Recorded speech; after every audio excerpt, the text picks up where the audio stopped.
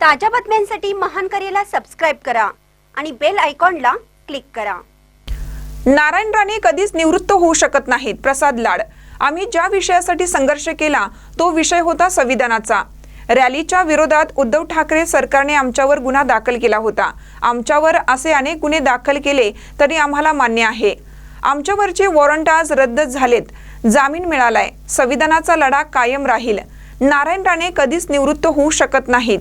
राणे ही आमची ऊर्जा, आमची शक्ती आहे, असे आमदार प्रसाद लाड यांनी सांगितलं। पाहूया ते काय म्हणतात। हजार वेळा तुम्हाला अटक वॉरंट जारी केलेलं होतं, तुमच्यासमोर अन्याय होते, काय होता तो?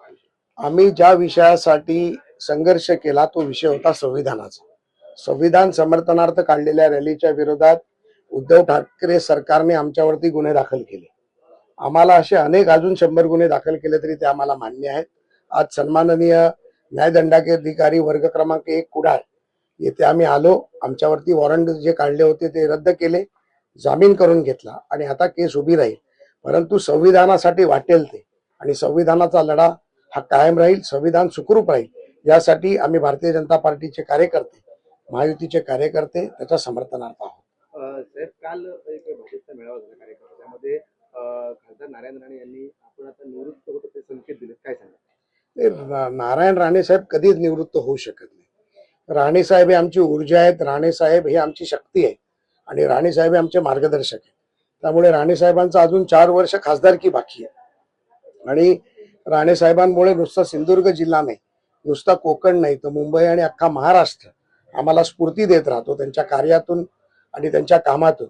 आणि काल त्यांच्याबरोबरच मी मुंबई पासून गोव्यापर्यंत विमानाने एकत्र प्रवास केला, त्यामुळे त्यांची ऊर्जा अजूनही कायम आहे हे मी फार ठामपणे सांगू शकतो। तुम्ही आज जिल्ह्यात आहात, दादांची तुम्ही भेट घेणार आहात? दादांबरोबर काल एकत्रच मी आलो, काल रात्री देखील दादांबरोबर होतो आणि आता मुंबईचा निवडणुकीचा प्रचार चालू असल्या कारणामुळे मी आता मुंबईकडे रवाना होतो। राणेंनी एक महत्त्वाचं वक्तव्य केलं होतं या सभेमध्ये। त्यांनी असं म्हटलं होतं की षडयंत्र चालू आहेत राणेंना संपवण्याचे। त्यांचा रोग जो होता तो काही प्रमाणात रवींद्र चव्हाण यांच्याकडे दिसून येतो, कसं बघताय? मला असं वाटतं की रवींद्र चव्हाण महाराष्ट्राचे अध्यक्ष आहेत आणि राणे साहेब आमच्या देशाचे नेते आहेत, त्यामुळे असा कुठलाही रोष किंवा रोग असू शकत नाही। आणि राणे साहेब एवढे ज्येष्ठ आहेत की ते आमच्या सारख्यांचा कान पकडून आम्हाला सांगू शकतात की आम्ही काय करायला पाहिजे। आणि रवी चव्हाण साहेब देखील त्यांचा प्रचंड आदर करतात, ते त्यांना नेता मानतात। मला वाटतं की हा कुठला तरी वाक्याचा विपर्यास केला गेलाय, परंतु राणे साहेब हे नेते आहेत, होते आणि राहते। धन्यवाद। महापालिकेच्या ज्या निवडणुका आहेत त्यामध्ये कसे असेल महायुतीचं? महायुती 100% जिंकेल। 150हून जास्त जागा आम्ही महायुती म्हणून जिंकू।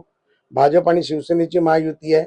ज्या पद्धतीमध्ये उद्धव ठाकरेंनी हिरवी चादर पांघरली, ती हिरवी चादर हिंदुत्वाची भगवी चादरच्या लाटेमध्ये ही फार वाहून जाईल आणि उद्धव ठाकरेला त्याची जागा कळेल आणि पुन्हा एकदा महायुतीत